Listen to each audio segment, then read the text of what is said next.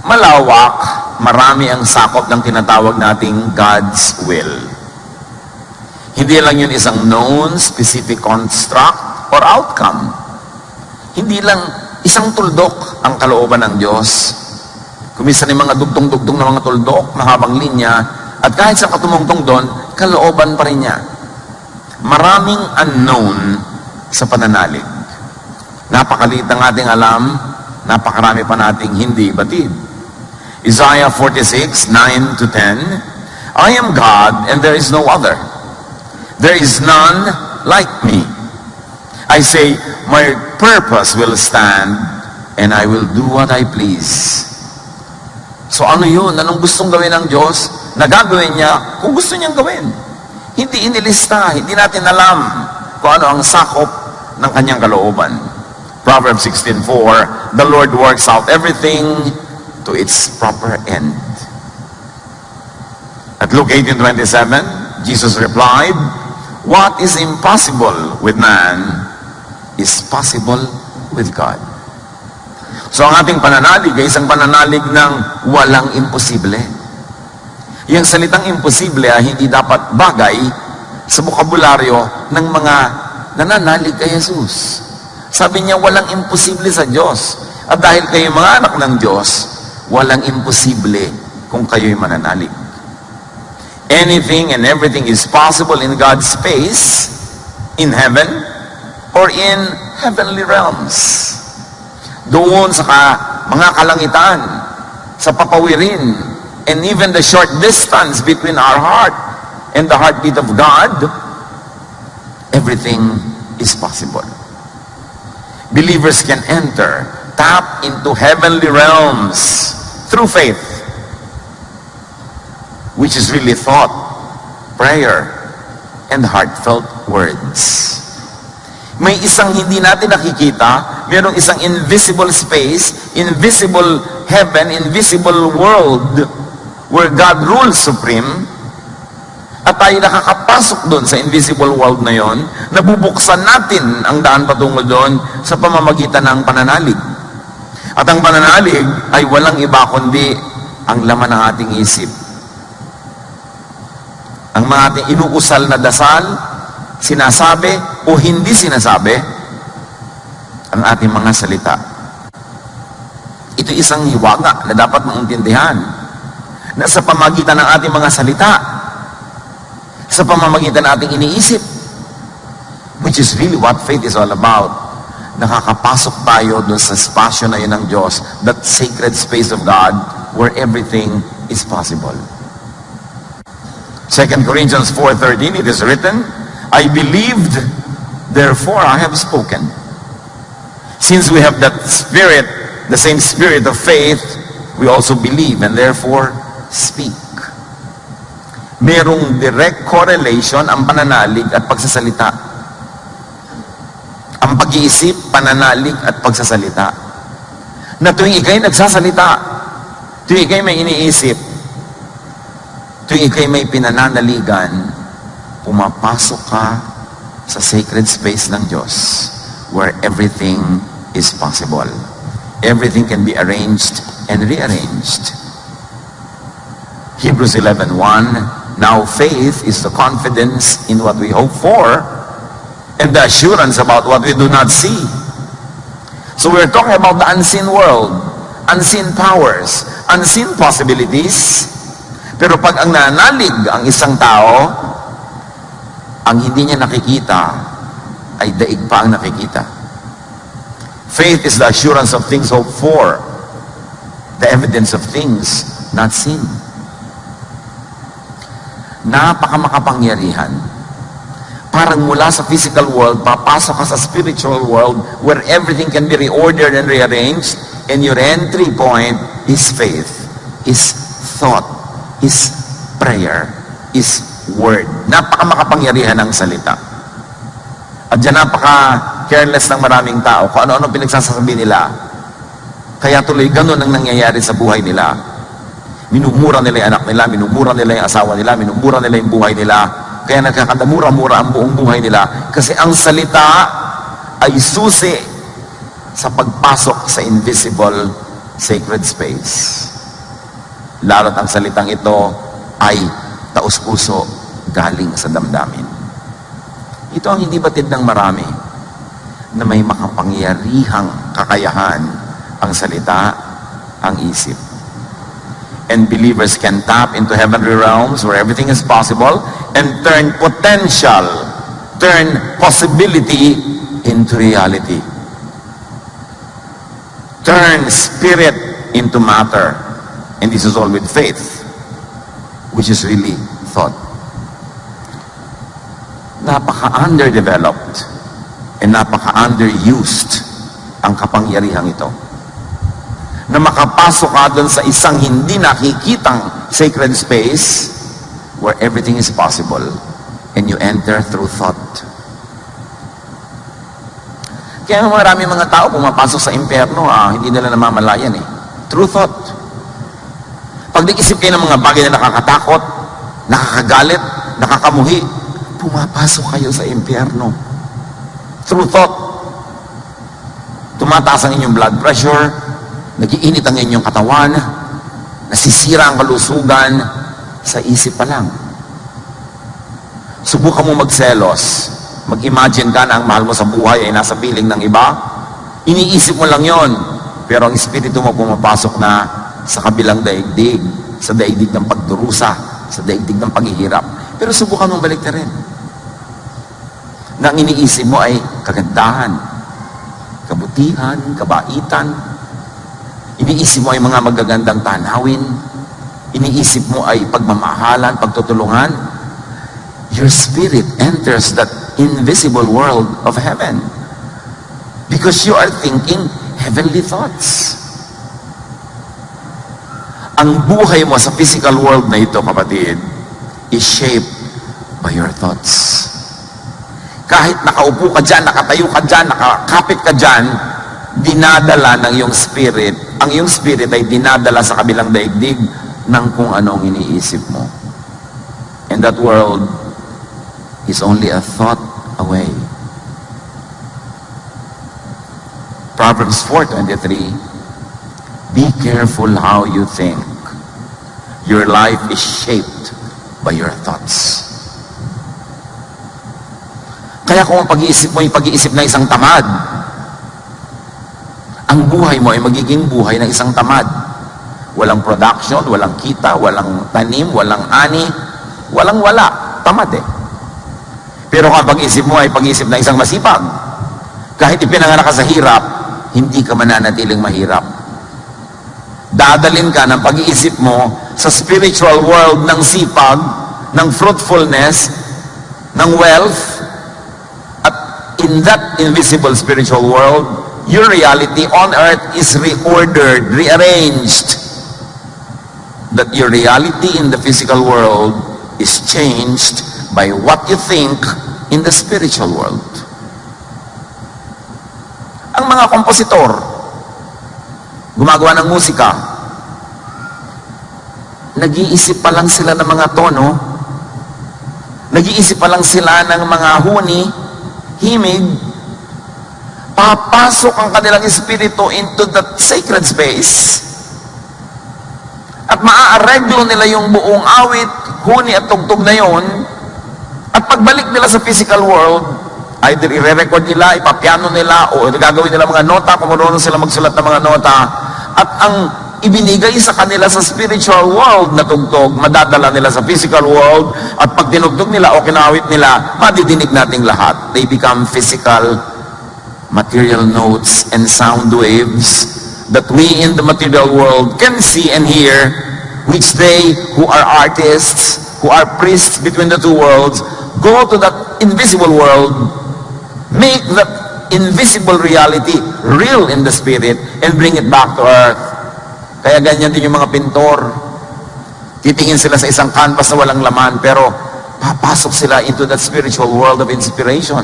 And God is God of inspiration and creation. At mabubuo nila sa kanilang isip ang isang komposisyon na ipipinta nila.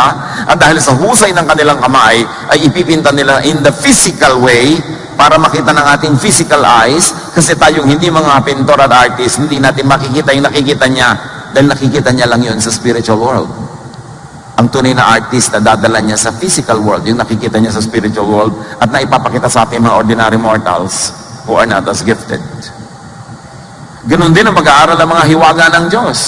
May mga nag-aaral, may mga nakikita na magpatiwa-tiwari ka man dyan maghapon, di mo makita.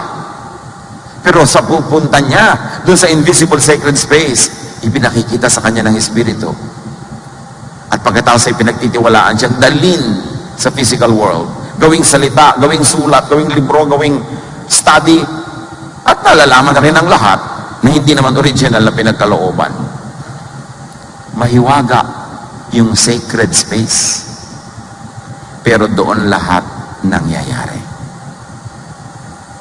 May mga tao naman, baligtad.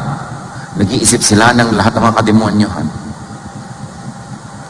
Pumapasok ang espiritu nila sa mga demonyo world. At yung mga nabubuo nilang masasamang balak, mga masasamang tangkain, dadali nila sa physical world, they will actualize it, they will do it. And they kill people, and they rape people, and they destroy. Because there's a very thin line between the spiritual world where everything happens and the physical world where we are limited. And through thought, through word, through faith, through prayer, we can enter that world and make things happen.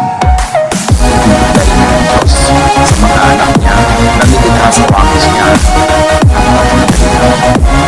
kaya sinabi, be careful how you think.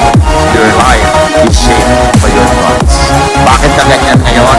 Walang ibang dapat sisihin o purihin o pasalamatan. Walang dapat na managot kundi ikaw lang. Kasi ang mundo mo nililikha ng paraan ng iyong pag-iisip. At ang iniisip mo, lagyan man yan ng religious label o hindi, yan ay prayer. And God answers prayer.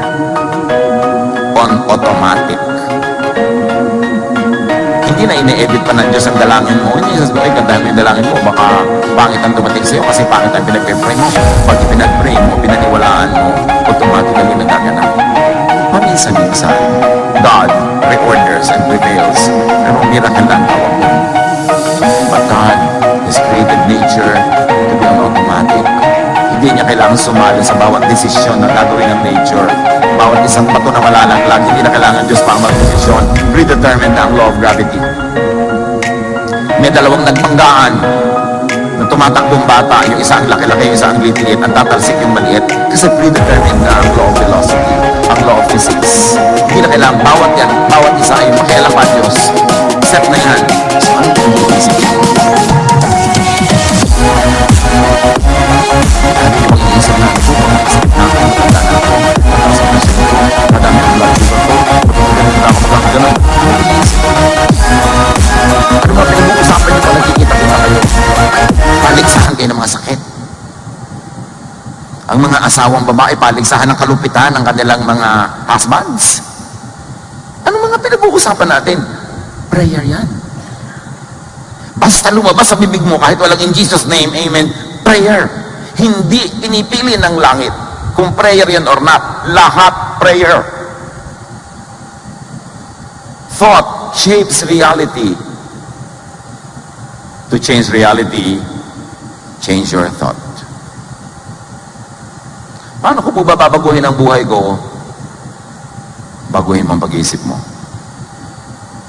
Mababago yan. Wala yan sa kamay ng iba. Tingnan niyo ang mga bayan na api ng ibang mga lahi. Pag nag-isip silang palayain ang sarili nila, maghihimagsik sila, umaalma, at lumalaya. Kapag alipin ka ng iba, nagpapaalipin ka kasi. Kapag api ka, nagpapaapi ka kasi. Pag naapektuhan ka, nagpapaapekto ka kasi. Faith is thought, is prayer. And faith and prayer moves the hand of God. Di ba lagi natin sasabi, prayer moves the hand of God? What does it mean? Prayer moves the energies of creation. Prayer moves mountains. And mountains can mean physical mountains or any other obstacle in life. Nung araw kasi yung mountain, obstacle yan eh. Pag nagbabiyahe ka, iikot ka pa ng malayo para hindi mo siya kailangang akyatin. It's an obstacle. Pero pag sa mountain, umalis ka dyan, tumabi ka, dadaan ako, sabi ni Jesus, susunod sa'yo. Literal ba yun? Napakagandang isipin. At pinatunayan ni Jesus ang sinasabi niya mga literal. Binuhay niya yung patay. Pinalakad niya ang lumpo. Nakarinig ang pipe at bingi. Nakapagsalita ang pipe. Hindi talinghaga, hindi alamat. Totoo that you can make things happen in the physical world by first ordering them in the spiritual world. Faith and prayer can rearrange matter. It can rearrange the physical world. What is in the mind?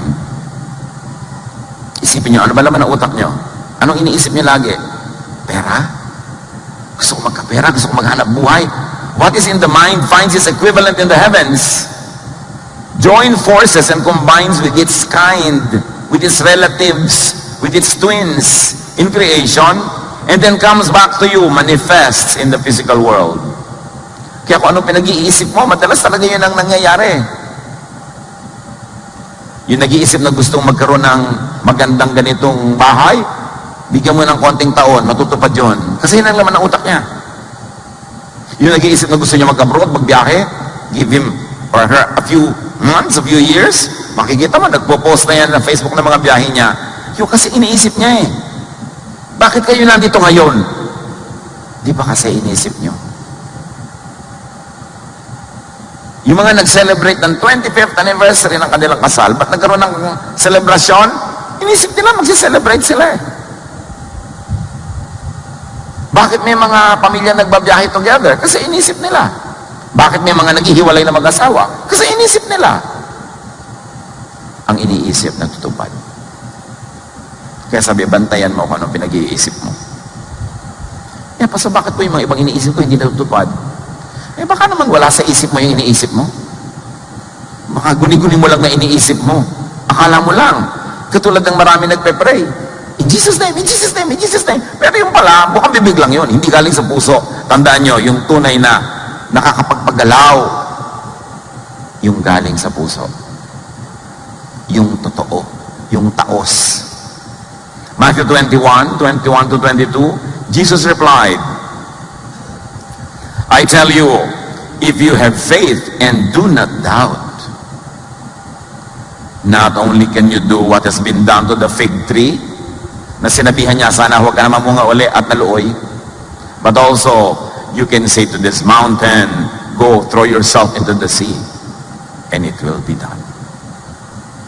Naghahanap kasi si Jesus ng bunga doon sa isang puno. Walang kabunga-bunga. Sabi niya, nawa, hindi ka na mamunga pa muli. Kinabukasan, sabi ni Pedro, yun pong puno na sinabihan nyo, luoy na. Sabi niya, huwag ka ma-impress dyan, puno lang yan. Kung ikaw na nanalig, kahit yung buntok na malaki nakikita mo, pwede mo ring utusan. Matthew 21:22, if you believe, which really says if you think, you will receive whatever you ask for in prayer. Eh bakit po pray ako ng pray, hindi mangyari? Eh hindi ka naniniwala. Gusto mo lang papaniwalain ang sarili mo kasi gusto mo yung outcome, gusto mo matanggap. Pero ang totoo, hindi ka naniniwala. Kaya hindi nangyayari. Kasi kung naniniwala ka, sabi ni Jesus, mangyayari. Ang pinakamalaking disiplina na dapat gawin ng isang mananampalataya, disiplinahin ang pag-iisip. Kung may tinitirhan ang Espiritu ng Diyos sa bahagi ng ating katawan, yun ay ang ating utak at ang ating puso. Binabantayan natin kung ano ating niloloob. Kasi ating niloloob ay lalabas, mangyayari sa labas. Prayer is not only your formal or formula words. Prayer is what you think, what you believe in, what you say, and do. Kaya pag sabi mo, itong anak ko na to, malayo mararating ito, may kinabukasan ito, prayer yon. Pero pag sabi mo, naku, ito wala itong pag-asa, tingnan mo lang, walang mangyayari dito, prayer yon. Sumpa yon. Prayer is what is most intense, heartfelt, numerous, and consistent of your thoughts, of your words, and your body language. So pag sinuri ninyo, bilangin nyo, ilang beses yung sinabi ang ganitong salita sa isang araw, Ilang beses yung inisip ang ganitong isipin. Ilang beses kayong umarte sa inyong katawan na hindi ka naniniwala o umaasa ka. Body language. Prayer, lahat yan. Hindi kailangan nakaganito ka para ka mag-pray. Ang ginagawa mo, nagpe-pray ka. Halimbawa, nagbubungkal ka ng lupa, tinatanim mo, dinidiligan mo. At totoo, nagdarasal ka. Nagdarasal kang lumaki at mamunga o mamulaklak yung tanim mo. Pero may halaman, tuyong-tuyo, tinatamad ka magdilig. Dasal yung ginagawa mo. Nagdadasal kang mamatay yung halaman. Hindi kailangan maging salitang Jesus in Jesus' name para maging dasal. Yun ang pinakakadiin-diin ko mga kapatid. Kasi gano'n ang karaming dasal ang sinabi nyo in Jesus' name, hindi naman natupad. Hindi magic yung in Jesus' name. Kailangan yung taos-puso. At pagtaos sa puso ang paniniwala kay Jesus, kahit di mo sabihin in Jesus' name, daig mo pang sinabi yun. Huwag daanin sa formal or formula words ang dasal. Kaya nga sabi ni Jesus, huwag niyo tularan yung mga pagan. They think they'll be heard for their many words. You are always praying. Nakikinig ka sa isang mensaheng ganito, you are praying na turuan ka ng Diyos, palaguin ang iyong pananalig. Pero nakaupo ka dyan, tapos yung kamay mo nasa loob ng bag, text ka ng text. Ipinagpapray mo, nawa mo ko maintindihan lahat. Makita ko na why sinasabi dito sa text. Yun ang prayer mo. Yun ang mangyayari. Because what you do with your body is prayer. You can believe and think and pray into creation and recreation of matter. May kapangyarihan ng bawat nilalang ng Diyos. Joshua 10:12 to 14. Yung labanan, napakahalaga, kailangang manalo sila Joshua, pero gagabi na, pag dumilim, maiiba na ang equation. Bukas, hindi mo na alam kung mananalo na naman sila uli, kung nakapagpahinga na yung kalaban. Joshua said to the Lord, O sun, stand still over Gibeon. O moon, over the valley of Ajalon. So the sun stood still, and the moon stopped. The sun stopped in the middle of the sky, and delayed going down about a full day. There has never been a day like it before or since. A day when the Lord listened to a man. The Lord suspended all the laws of the universe. At ang araw ay hindi lumubog. Ito ba'y alamat o totoo? Natural, totoo. Pero sa layo na nang nangyari, at dahil maging mga manhid na ang ating mga pananalig, ang tingin na lang natin dyan, noon lang araw lang yan, wala na yan ngayon. God is the same yesterday, today, and tomorrow. And what faith can procure from sacred space, from heaven, from God's power, is immeasurable. Prayer gets answered. Ang hindi lang nga natin batid, yun lang pala nagmumura na tayo, prayer na yun. Yun lang palang iniinom mo yung gamot, basta hindi naman tatalab sa akin, ang prayer mo, huwag kang tatalab. Sinasabi mo iniisip mo.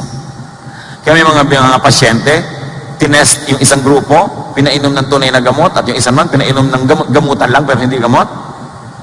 Yung mga pinainom ng gamot-gamutan, nagalingan din, nananalig sila kasi nagamot yun. Yun ang tinatawag nilang placebo effect. Their faith turned the placebo material into medicine. You see, even now, science tells you that. Medicine tells you that. Pag nananalig ka sa doktor, gumagaling ka. Pero nung nakita mo yung doktor, sabi mo, mukhang kalansay ang doktor, anak. Paano ka nga gagaling? Ang tingin mo pala sa kanya, si kamatayan. Doon tayo walang kadisiplina. Yung iisipin mo, yung gusto mo mangyari. Matthew 21:22, if you believe, you will receive whatever you ask for in prayer.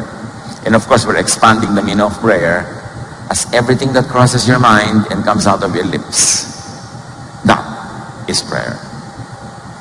Kaya ang bayan natin, dapat natin laging i-bless, hindi yung pagbibukamib mo, only in the Philippines, kaya mga Pilipino, pintas ka ng pintas. Prayer yun Dapat nating palitan. Prayer can change God's mind within the realm of heaven. Maraming theologian will be scandalized pag sinabi mo, no, prayer doesn't change God's mind. Genesis 18:32. Then he said, may the Lord not be angry, si Abraham ito, but let me speak just once more. What if only 10 can be found there? He answered, for the sake of the 10, I will not destroy it. So God sent angels to Abraham. Many people believe that it's God himself that made an appearance. At sinabi niya, puro daw kasamaan dyan sa Sodom. Sisirain ko na yung city na yan. Sasabugin na yan. Paulan na niya ng apoy. Sabi ni Abraham, kung meron pong 50 mabuti, sisirain niyo pa ba? Sige, para sa 50, hindi na. Tumawad sa Abraham hanggang bumaba na ng bumaba. Nahihiya na siya nung 20, pinagbigyan pa rin. Kaya sabi niya, kung huli na po, huling tawad, kung meron ko 10. Sabi niya, sige, alang-alang sa 10, hindi natuloy ang plano. You see, God changes His mind. But within His will, kasi His greater will is really to not destroy the city. Meron siyang specific will for at the moment, pero may bigger will siya. Halimbawa, anak mo, ang will mo dahil laging bagsak sa eskwela, patigilin sa pag-aaral. That's your will now. But your greater will really is makatapos siya. So, nung sinabi niyang, magbabago na po ako, sige, pasok ka na uli. Within your will pa rin yun.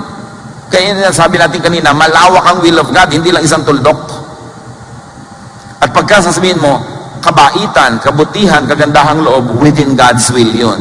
Kahit ang una niyang will, paluin ka o ituwid ka, pero mabait siya, kung makikipag-deal ka sa Kanya, mas gusto niya rin pa talagang alagaan ka at mahalin kaysa mapalo ka dyan.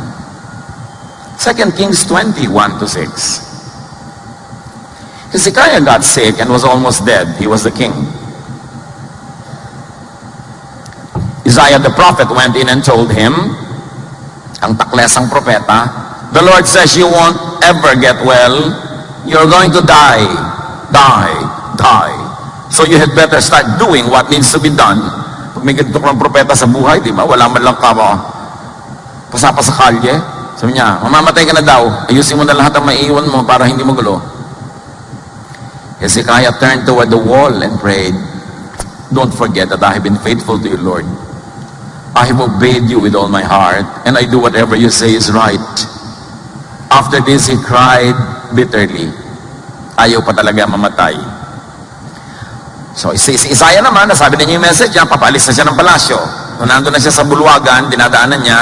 Before Isaiah got to the middle court of the palace, the Lord sent him back to Hezekiah with this message. Hezekiah, I have heard you pray, and I saw you cry. I will heal you, so that 3 days from now you will be able to worship in my temple. I will let you live 15 years more. God changed His mind. Dahil may nagdasal. God's plan pa rin yun. Kasi talaga namang gusto ng Diyos, maayos at pagbigyan ng mga tao. So, hindi naman niya ikapapahamak na pagbigyan ka. So, why not try? Yung mga hihingi lang sa Diyos, Diyos ko, bigyan niyo po kami ng ganito. Damihan mo na. Ano naman ang malay mo? Ibigay. God's will pa rin. Because what we know about God is very good and very kind and very generous. Now, even Jesus adjusts His so-called time in answer to Mary's prayer about the wine.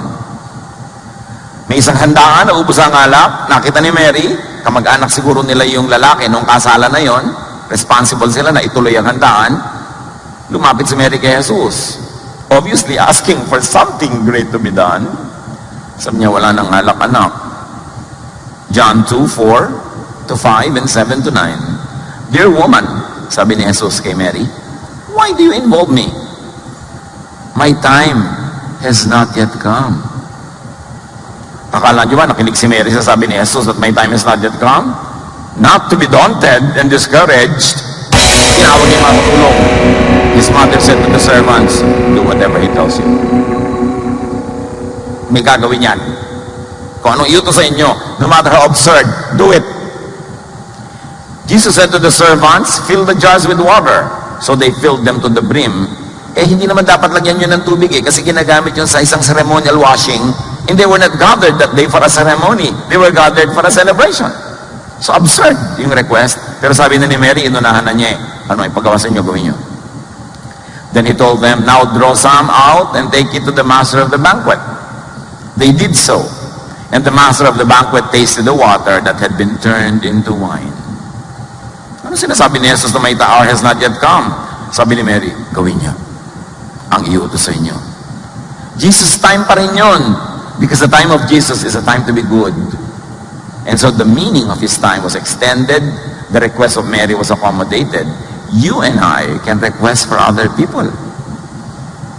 We can intercede for people. Hindi lang si Mary.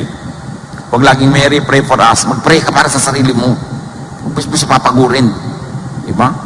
Ipag-pray ko po si ganon. Ikaw na mag-pray. Kasi lahat tayo, binigyan ng Diyos ang karapatang mag-intercede one for another. Try and believe. There's no harm in trying.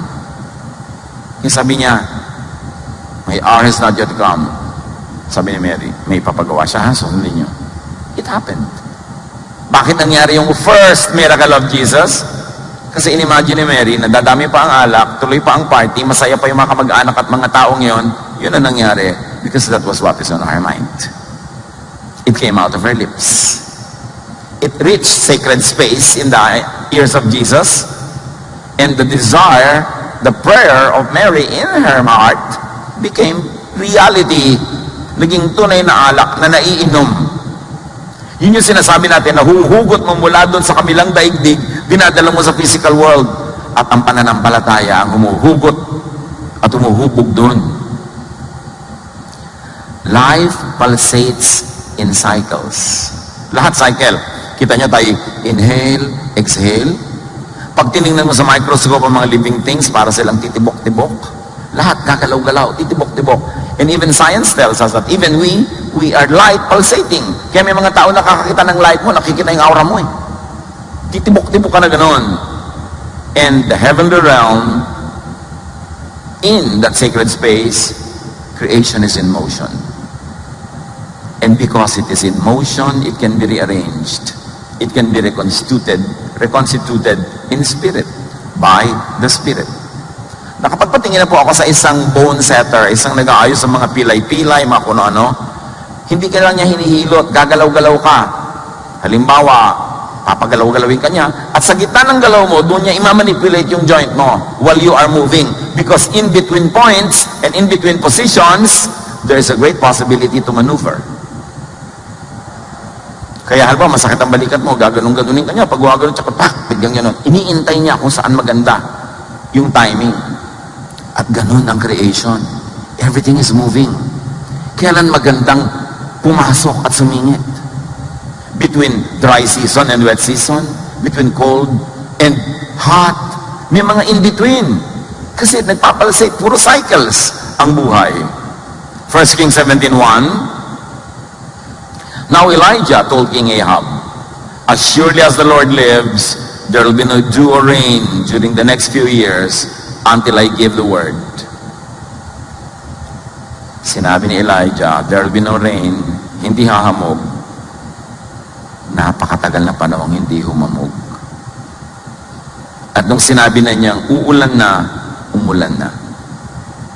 1 Kings 18, 42 to 43 and 45. Elijah climbed to the top of Mount Carmel and bowed low to the ground and prayed with his face between his knees. Medyo mahirap gawin ito. Ewan ko kung gusto niyo subukan, no? Pero inilagay niya yung ulo niya sa pagitan ng kanyang mga tuhod at siya ay halos dumikit na yung mukha niya sa lupa. Then he said to his servant, go and look out toward the sea. And soon the sky was black with clouds. A heavy wind brought a terrific rainstorm. Yung posture ni Elijah nag-create ng rain clouds. Ano kayang hiwaga yan na hindi na natin alam ngayon? Kaya marami mga ancient people, pagka hindi umuulan, nagre-ritual sila, may ginagawa sila mga kung ano-ano, dahil napapatunayan nila sa kanilang mga karanasan, umuulan na. May mga alam ang mga sinaunang tao kung paano papasok doon sa sacred space. Paano hilahin mula doon patungo sa ating literal physical space yung arrangement na gusto natin. So observe the reordering of creation. Genesis lang, 1 to 5. In the beginning, when God created the universe, the earth was formless and desolate. So yun ang itsura. The raging ocean that covered everything was engulfed in total darkness. And the Spirit of God was moving over the water. You know, you see, there were the waves, there was this darkness, there was a heaving, this expansion and contraction of everything around. Then God commanded, let there be light. At the right time, in between those pulsations, and light appeared. God was pleased with what he saw. Then he separated the light from the darkness, and he named the light day in the darkest night. Everything passed, and morning came. Evening passed, and morning came. That was the first day. Pag sinuri mo ito, ang daming dynamics involved. Powerful spirit to matter, manifestations happen in between, at twilight or break of dawn, between day and night. Yung day and night masyadong mystical. Di ba? Nagpapalsate. Inhale, exhale, night, day. Sa pagitan ng night and day, dyan maraming kababalagan nagaganap. Kaya nga mga matatanda sa probinsya, pag dumidilim na, yung halo ang dilim at liwanag, huwag kang bababa anak, dito ka na lang muna, baka kamano, no? Yung mga iba, naku, may nangyayari na, bumababa na ang butike mula sa poste patungo sa lupa. Yung mga nagdadasal, kailangan daybreak, kailangan dawn. Napatunayan na kasi ng sangkatauhan, maraming hiwagang nagaganap between night and day. In between pulsations of the universe, in between inhale and exhale, somebody can die and somebody can be born. Kaya pag pinalo yung bata, iyak siya in between. Marami, mahiwaga. Huwag na natin alamin. Ang mahalaga lang, bantayan mo. Creation is always rearranging in cycles. Why are we saying this, brothers and sisters? Because in your own life, a lot of rearrangement happen. Meron ka mahal sa buhay na binawian ng buhay. So, that's an in-between time between life and non-earthly life. Meron naman ikakasal between being single and being married. That's an in-between time. Marami tayong in-between moments. At pag binantayan mo yung in-between moments na yon, and you have faith in God, and you are sensitive to God's will, that is the time to pray. May oras. Tingnan niyo si Jesus, may oras sa mga dasal niya. Ang haba-haba, ang tagal-tagal. Eh sabi niya, don't pray with too many words. So anong ginagawa niya? Ang haba-haba ng dasal niya. Hindi natin alam. Pero, ang prayer ni Jesus, ang prayer life niya, kasabay ng mga paggalaw ng creation. Hindi ito isang superstition. Sa Bible, ang daming example. Ang nalimutan na lang kasi natin maging spiritual. Ginagawa na lang natin parang mechanical. Magpe-pray ka na lang kahit kailan, kahit anong oras. Kasi sabi, pray without ceasing. Kasi you think without ceasing. Even you're asleep, you are thinking unconsciously. Yun ang prayer mo without ceasing. What you think of. Creation is always rearranging. Ecclesiastes 1:5-7. The sun still rises and still goes down, going wearily back to where it must start all over again. The wind blows south and the wind blows north, round and back again. Every river flows into the sea, but the sea is not yet full. The water returns to where the rivers began and starts all over again. Cycle lahat. Kaya yung laging lalabas sa dyaryo pagka medyo March, April, o wala ng tubig ang Angat Dam, natatakot na ang lahat. Mamaya naman, flooded na, natatakot na naman ang lahat. Laging ganun nauubos as dumadami kasi cycle nga eh. Ano naman hindi na umulan kahit kailan? Sa pupunta yung mga ulap. Cycle lang lahat, kaya hindi ka dapat matakot. Yung tinatawag ni Jesus na end of time, it was an end of a time cycle. Perhaps a climate cycle, a political time, a political climate, a religious regime. The end of time doesn't mean the end of the planet. It's the end of a cycle. And at the end of every cycle, a new cycle begins. Kaya kung minsan parang may namatay sa buhay mo, mahal mo parang the end na ang lahat, pero pag nanalig ka at binuhay mo ang iyong loob, a new life actually begins. Kasi wala naman talagang end. You know why there's no end? Because God is the beginning and the end. He's the Alpha and the Omega. Every omega, there's an alpha that happens. Every ending gives space to a new beginning. Cycle ang lahat. Kaya pag namatay ang physical body mo, magsisimulang mabuhay ng namamayag pagkat namumulaklak ang yung spiritual life. Something ended, a new begins. A new thing begins. Pag naintindihan natin lahat yan, mawala yung mga fear. Yung mga needless apprehensions. At magkakaroon tayo ng very powerful prayer life. Because in between cycles, at the end of each time cycle, are great openings for change. Kaya yung mga cycle na halimbawa, bata naging binatilyo, one cycle ended, another begins. Pag tama ang pasok mo sa pagkabinatilyo mo, ang ayos ng pagbibinata mo. Pag mali ang pasok mo, ang gulo-gulo ng iyong pagbibinata. Pag papasok ka sa isang married life, na ang tama ang pasok mo, ang ayos-ayos ang iyong married life. At pag ang gulo-gulo, maghintay ka ng bagong cycle. Diba, nagkaroon kayo ng anak, wow, another cycle begins. It's time for change. Bigla kayo nagkapera, yumama kayo, another cycle can begin. Dapat maganda ang pag-handle mo niyan para maganda ang maganap. Laging may pagbabago. May chance na magbago. These movements in creation presents potentials of and opening for reordering the order, for rearrangements, for recreation. There, God creates, we recreate. We rearrange. So watch for seasons. Watch for end of seasons. Kita nyo, mga end of season sale lang nga, di ba? Magkakaroon ng sale kasi tapos ang Pasko. So may bago na namang cycle magbibigin.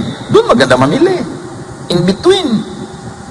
Hindi yung lahat namimili, ang sikip-sikip, pila-pila, ang mahal-mahal. Pasko kasi, December 26, 50% lahat.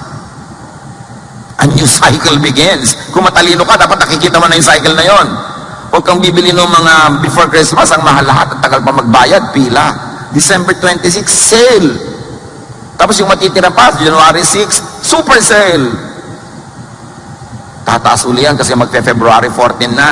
Di ba? A new cycle will begin. A new cycle of shopping. Kaya kailangan nando ka sa gitna, marunong kang tumempo. Siyempre, pagkatapos na naman ng Valentine's Day, kung ano-ano ini-invento ng mga restaurant at mga tindahan para magkaroon ng bentahan. Mother's Day, Father's Day, Grandmother's Day, Cousin's Day, di ba? Mga classmate day, high school day. Para another cycle of shopping and eating happens. Kaya kung minsan namamanipulate tayo ng mga ganyan seasons, mga man-made seasons. So, watch out for seasons. Kahit kayo mag-asawa, kung minsan nagkakatabangan na kayo para lumalayo loob nyo sa isa't isa, hintayin ninyo na may mag-end. Huwag namang end ng buhay niya. Yung may mag-end na isang season. Halimbawa, end ng inyong paghihirap, end ng inyong kawalan ng pera, o end ng sakit ng isa. Then may magbabagong cycle. It's a time to seize the moment and introduce wonderful changes brought about by your prayer, by your faith, by your informed knowledge of God. Ecclesiastes 3:1-8. Everything on earth has its own time and its own season. There's a time for birth and death. Huwag kang magtakang may namatay. Pastor, bakit po namatay siya? Eh, pinanganak siya eh. Natural mamamatay siya. Bakit po ngayon? Kailan kahapon? Kailan? Bukas? Ganun din yun. Kahit next year, ayaw mo pa rin. Tanggapin. Kapahagi yun ang buhay. There's time for birth and death, for planting and reaping, for killing and healing, destroying and building, for crying and laughing, for weeping and dancing. Dapat lang kung ano yung time, yun sumakay ka doon. Huwag mo kontrahin. There's a time for throwing stones and gathering stones, for embracing and parting. Yung mga magnobyo, sana naman huwag naman kayo sa escalator mag-embracing sa ibang lugar, no? Dahil yung iba talaga para mauubusan ng nobyo kung makasampay, escalator naman. Konti namang, kunwari, conservative ka. Di ba? Kasi nakaka-disturb na sa ibang tao yan. There's a time for embracing, there's a time for parting, there's a time for finding and losing. Alam nyo, in everyday life, something is lost, something is gained. May nawala. O eh, ganoon, sabi mo ganoon. Ecclesiastes 3:6, there's a time for losing. Huwag ka na magmukmok, nawala na, hinanap mo, hindi mo na nakita. End of it, move on. Kasi another cycle will begin. When you lose something, another cycle of gaining something will come. But if you're always looking backward to what you lost, you don't have time to look at what you're gaining, you lose time. There's a time for keeping and giving. A time for tearing rather, and sowing.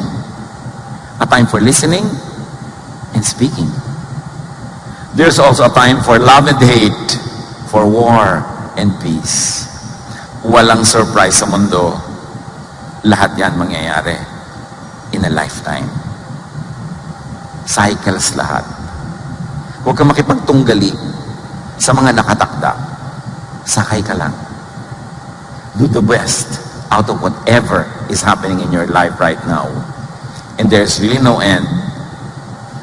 The end is only a pause for yet another beginning. The end of a dream is not the end of the world. The end of a career is not the end of your life. The end of a romance is not the end of your well-being. Walang end. Everything continues to recycle. And strongly, at in-between and ending times, sa pagitan ng ending at beginning, nandun ang very strong presence ng Diyos, the Alpha and the Omega, where the ending becomes tangent with the beginning. Where at one point, the ending meets the beginning, that is where God works most powerfully. Kaya tatandaan nyo, may nag-e-end. Nag-retreat ka, nare-realize mo yung mga kamalian. That's the end of that ignorance. God is so strongly present because there's a new beginning that will happen. Because God is the beginning and the end. Even the arrangement, kung gusto mo gawing geometric arrangement yung mga verses na ito, makikita mo where it is most powerful to introduce changes in your life. Revelation 21:6, I am the Alpha and the Omega, the beginning and the end. Jeremiah 29:11, God says, for I know the plans I have for you. Plans to prosper you and not to harm you. Plans to give you hope and a future. So sa Diyos ka kumapit, hindi sa tao, hindi sa pera, hindi sa career, hindi sa anything. Kasi pag sa Diyos ka nakakapit, dumating at umalis lahat ng mga yon, nakakapit ka kay Alpha and Omega, you are secure. Yung kaligayahan mo, make it co-existent with the presence of God, not with the presence of just people, because people come and go. Not with the presence of material things or success, because success can sometimes become like failure. At hindi ka dapat up and down. Kung sa katalin ng alon, steady ka lang because you are standing on the rock. The solid foundation of our faith, the love of the Father revealed in Jesus. It's time to operationalize religion and faith into something that brings you a steady emotion, stability, kindness, goodness, faith. And no matter what the end seems to say, it's always just the beginning of a new cycle. Huwag sobrang lumingon sa natapos na. Huwag sobrang tumingala sa malayo pa ang atupagin yung narito ngayon, here and now, because here and now is the only thing you have. Now is the only time you have.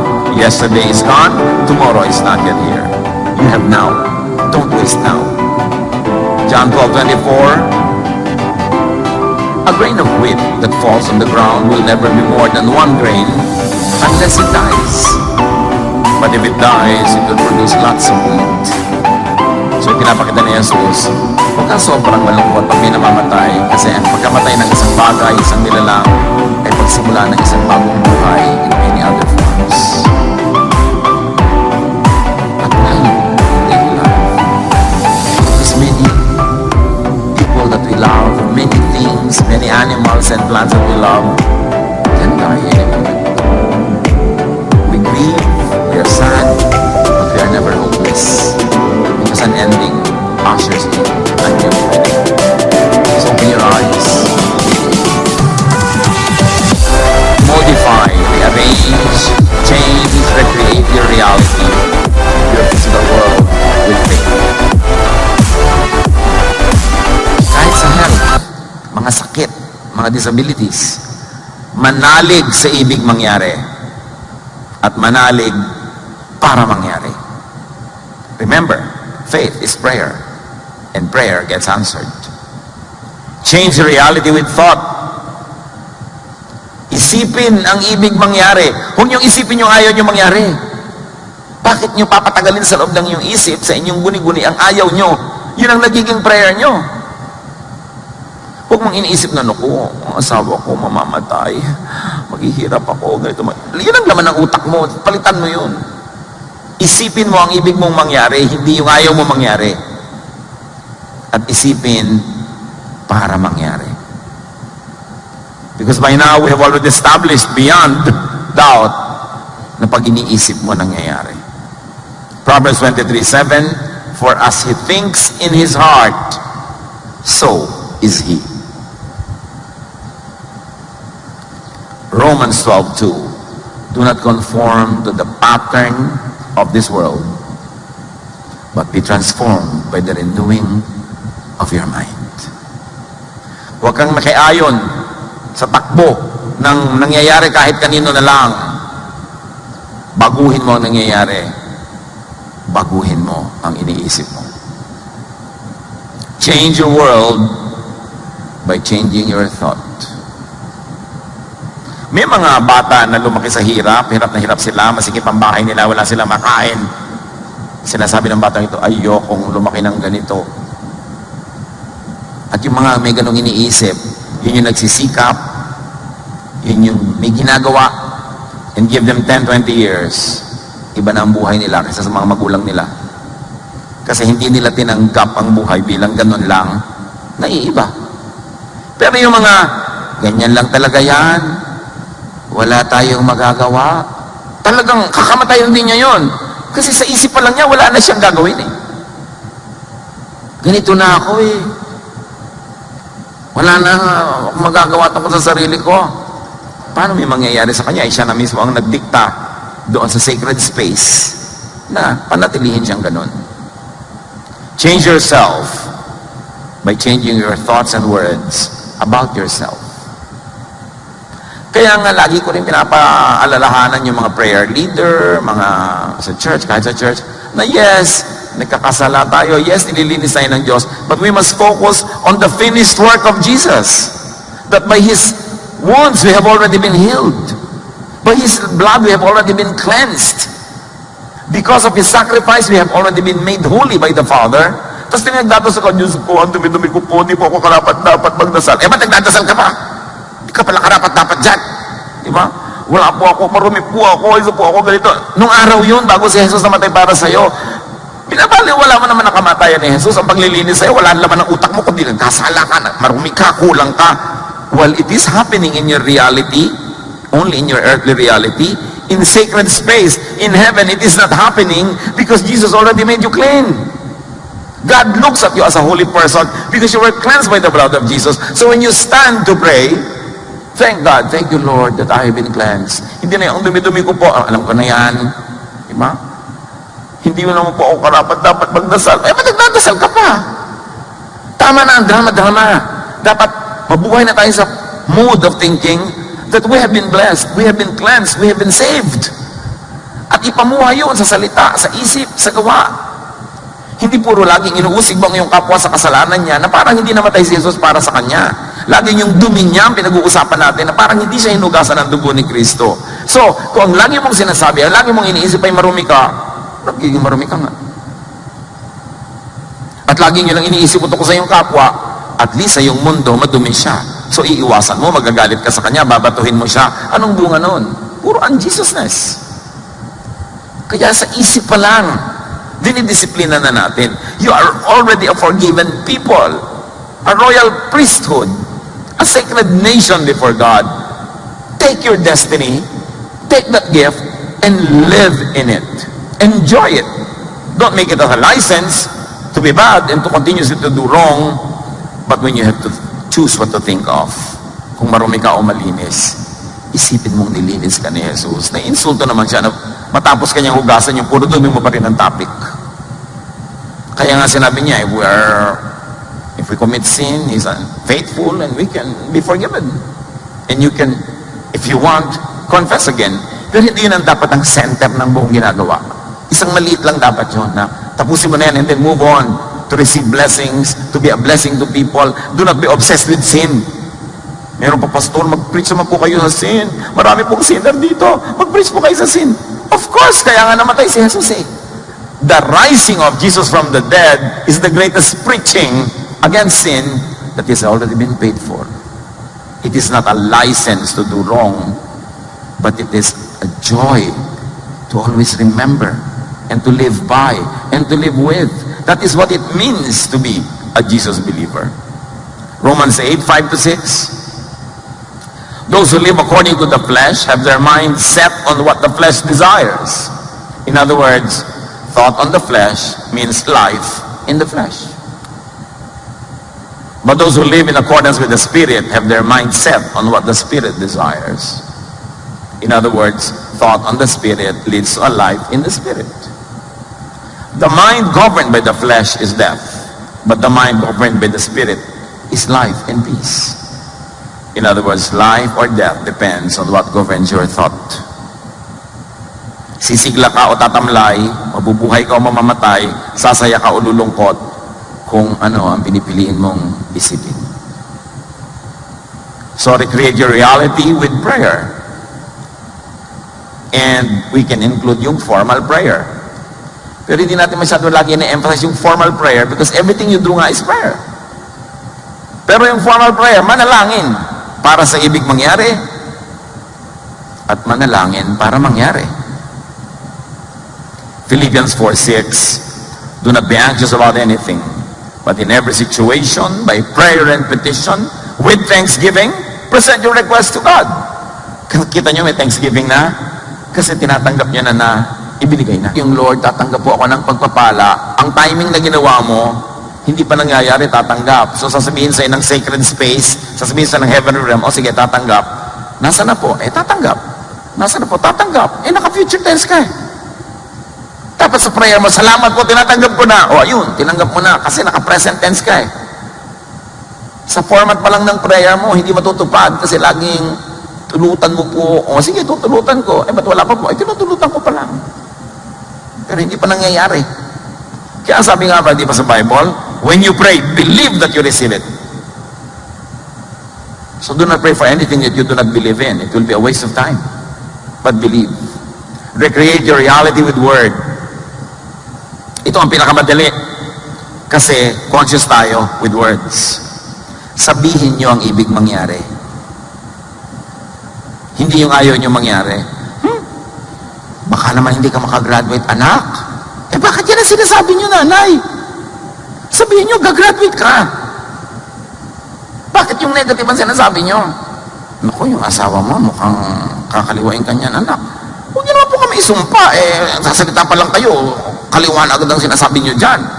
I-bless nyo naman kami, huwag nyo kami i-curse. Diba?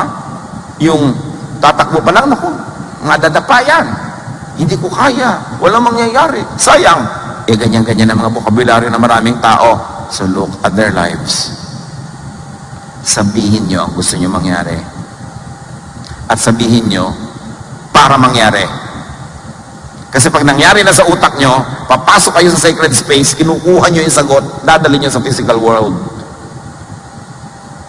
Kaya sabi sa Psalm 19:14, let my words and my thoughts be pleasing to you, Lord.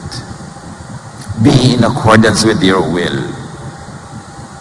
Ecclesiastes 5:2-3, sa mga maraming pinagsasasabing hindi dapat, God is in heaven and you are on earth, so don't talk too much. If you keep on thinking about something, you will dream about it. If you talk too much, you will say the wrong thing. Pastor, napanaginipan ko po, yung asawa ko po nagtataksil. Napanaginipan mo, o isip ka ng isip. Isip po ako ng isip, kaya mo napaginipan. Tumigil ka na kaiisip ng ganyan. Kasi inisip mo, nangyari na sa panaginip mo, kung malakas ang pananalig mo sa iniisip mo, matutupad kamahalan. Kasi yan ang iniisip mo. Recreate your reality with action. Gumawa para sa ibig mangyari. Gumawa para ang ibig ang mangyari. Gusto mong umunlad, anong ginagawa mo sa buhay? Gusto mo umasenso sa trabaho, anong ginagawa mo araw-araw? Absent ka, late. Tapos gusto mo umasenso? Iba ang ginagawa mo. Ang papakinggan ng langit, yung ginagawa mo, yung body language. Kahit pray ka ng pray, Lord, bigyan niyo po ako ng promotion, bigyan niyo po ako ng promotion, in Jesus' name, in Jesus' name. Kahit pamamalat ka ng in Jesus' name dyan, kung tamad kang ganon, wala kang ginagawa, yun ang prayer mo. Mark 5:28-29, she thought, yung babaeng tinudugo, bawal sa tinudugo na humawak sa kapwa-tao, lalo sa lalaki. Tinudugo siya, naniniwala siya, pag nahawakan niya laylayan ng damit ni Jesus, gagaling siya. Nilabag niya ang batas, hinawakan niya. She thought, if I just touch his clothes, I will be healed.